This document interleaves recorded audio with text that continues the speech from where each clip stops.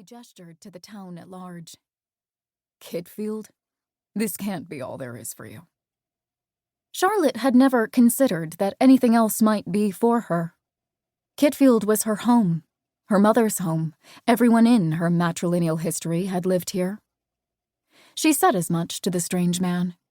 She'd been forced, certainly forced, as she was a lady, after all, to remove his shirt to reach the wound, and he'd yet to slip it back on as he lingered at a cafe table. The rain had dried from his bare torso save for a few tiny droplets that had fallen from his curly brown hair onto his shoulders. They shone in the low light like a tiny constellation dotted across his skin. "But the whole world needs doctors. You could go anywhere." "Kitfield needs a doctor." She handed him another lemon bar, which he gratefully accepted, nearly shoving the entire thing in his mouth at once. Charlotte giggled. She went on.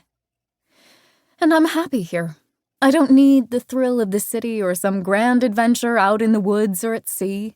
Some lives are meant to be quiet." He reached out, gently stroking the curve of her cheek. "Not yours." At this point in the story, ladies in hat shops whispering the tale would begin to giggle, while men at the local pub would bump elbows and waggle their brows. They didn't mean to shame Charlotte. She was an adult, of course, capable of making her own decisions.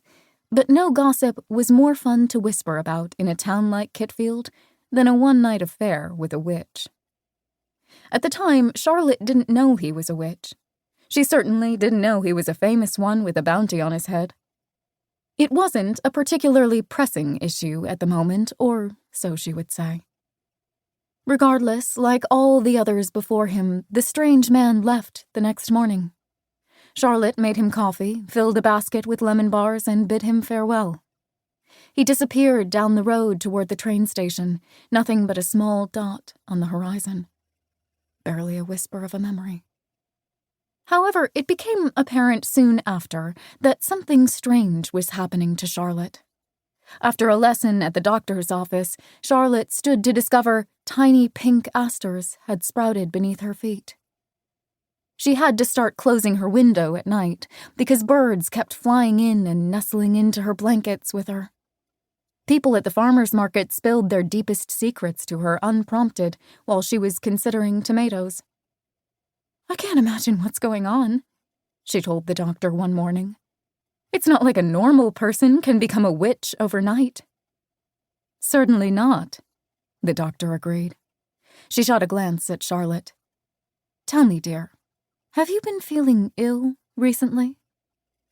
"A bit sick," Charlotte admitted. "In the mornings?" The doctor nodded. As she stood to retrieve her tools, she patted Charlotte's shoulder and gave her a warm smile. "Congratulations," she said. "It's a witch." Chapter 1. Rule 12. Even magical secrets are no match for small-town gossip.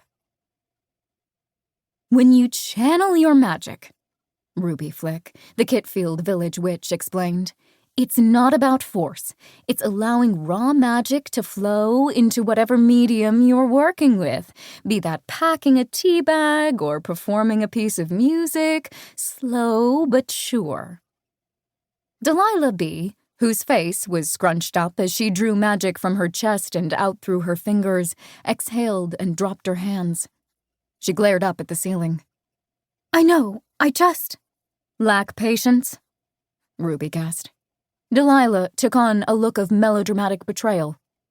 "Me? No." "Check it out," said Clarissa, Ruby's 15-year-old daughter. Delilah paused in her attempt to shove tea leaves into a little gossamer bag and found that Clarissa had already tied off her own tea bag and placed it in water. As the tea steeped, curls of red from the hibiscus she'd added darkened the liquid to almost the color of blood. The steam rising from it curled into little heart shapes before fading into the air. "Always the theatrics with you," Delilah said, chuckling. She'd known Clarissa most of her life.